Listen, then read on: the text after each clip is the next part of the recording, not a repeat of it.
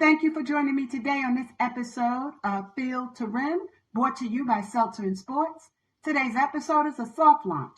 It's a test, about 5 to 10 minutes. I'm going to entitle it Reebok Rebounds.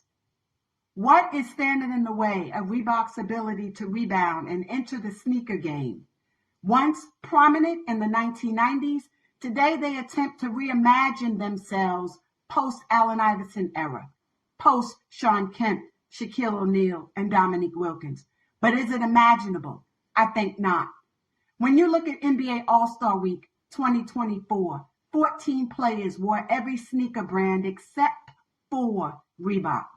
10 out of the 14 were seen wearing Nike. So what would make Reebok think that they could rebound and relate to Gen Z? Their problems are being relatable, reliable, respectable, and recognizable. And if I may respectfully quote Devin Booker, nobody trying to wear a shoe that Shaquille O'Neal wore. They'll give some props to AI and show that love, but I think that's about where it stops. And as for the Bayou Bobby and Shakur Stevenson, Sugar, and his ability to box, I don't know if Reebok really could withstand the fight that they're facing in an attempt to reinvent and reimagine themselves as the brand sneaker of choice. But why not? Let me explain.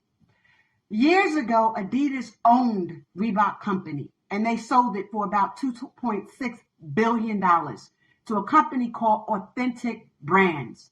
Jamie Seltzer was one of the leading shareholders at the time.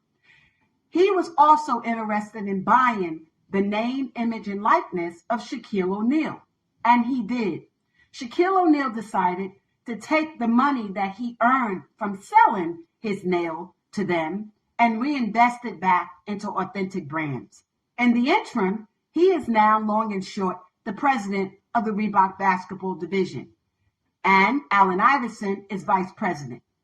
But the ultimate goal of bringing AI in on that end, but not on the financial side, that would allow him to be one of the largest shareholders of the company, was more so for prop and interest.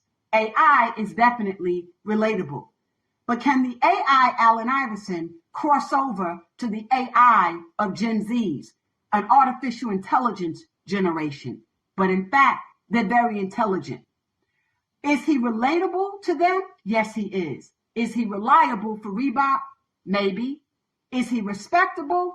Maybe. Is he recognizable? Most definitely. Will that in and of itself for Reebok to rebound or for them to rebound? I think not. Why? Shaquille O'Neal has not yet presented himself as a relatable person to Gen Zs. He's not. Many of them perceive him as Mr. Hollywood. And with all due respect, even when he played, and even though he's a legend, he has never truly been relatable. He just hasn't. He's torn between two worlds, Hollywood and Bollywood. Allen Iverson has always been Bollywood. And for that, people have loved him. Does he need the business background? Yes. Does he need a decorum that's professional? Yes, of course he does. But what is Reebok going to need to relate to Gen Zs? You need someone that's relatable. You have that in Allen Iverson. You need someone respectable. You have that in Allen Iverson. You need someone that's recognizable. You also have that in Allen Iverson. But you have to recognize that those attributes in and of themselves are not enough to cross over to Gen Zs when they also have individuals who are relatable, respectable, reliable, and recognizable. That is the fight among the ranks of class of 80, class of 90s, and Gen Z ball players, where one has to ask themselves, when will the class of 90s sit down and allow the new jacks to do what they do? Head of basketball operations, you have to be able to go where the people are, and you have to relate to the people when you're there. Allen Iverson was once the face card of the NBA.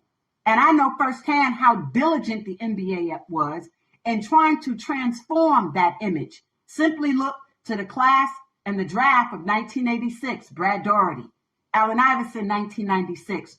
But if you look at the last 30 years, you will see a new face card of the NBA. No longer, with all due respect, will they ever have a black poor kid from urban America from a single parent household whose father was incarcerated and mother was a teenager to be the face card of the league. Yes, I said it, and it's worth repeating. It's not ever going to happen. We see that with the 2023 Wemby selection. We see that with the decrease of black players. They've decreased by 12%. Doesn't seem like a lot, but if you compare that to Major League Baseball, they have 6.2% black athletes now. They're worse than they were in 1955, and the NBA numbers are continuing to decline. There's a transformation of the league. So in an effort for Reebok to rebound, you cannot reimagine that process simply by relying upon the face card and the likeness and the image of an Allen Iverson, because that's not going to relate to the NBA of today. Look what happened to John Morant, and look what happened to Curry and Draymond Green. The NBA, through Commissioner Adam Silver, is making it their business to ensure that the image and the integrity and the respectability of the league through their lens is guarded safely.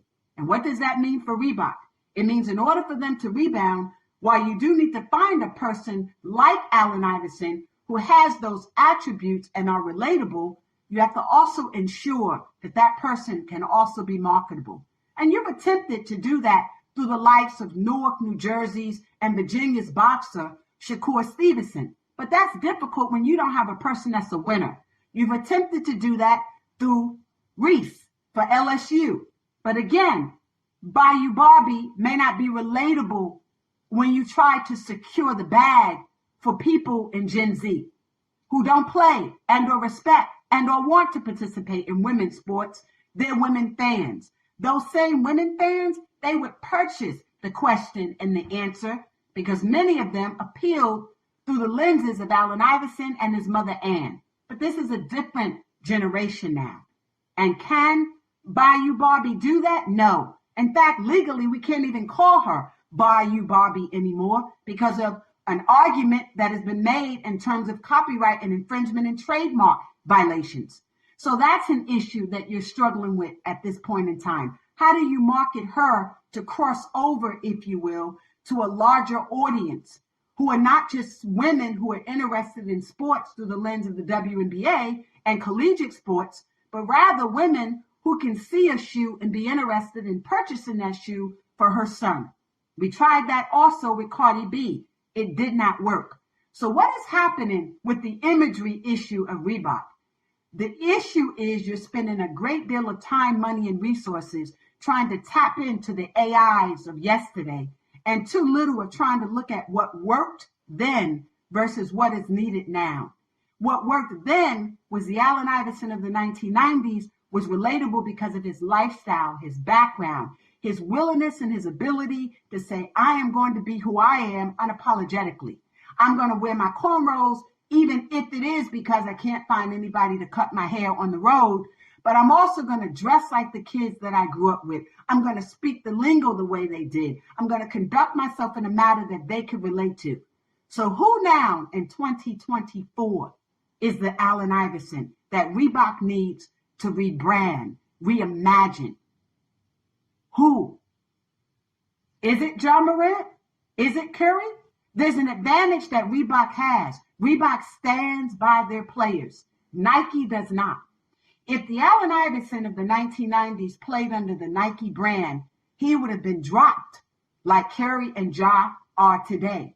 So it's those type of players that Reebok may need to secure a bag for in an effort to be able to relate to Gen Zs. Give them somebody they could talk about. Give them somebody they're willing to walk about. Give them somebody that they're willing to relate to on that level. You can't do it simply saying, we got AI. He's a 90s baller trying to relate and cross over to Gen Zs. It's unconscionable, unattainable, unimaginable, and it's not going to be relatable, and it's not going to assist you in rebounding.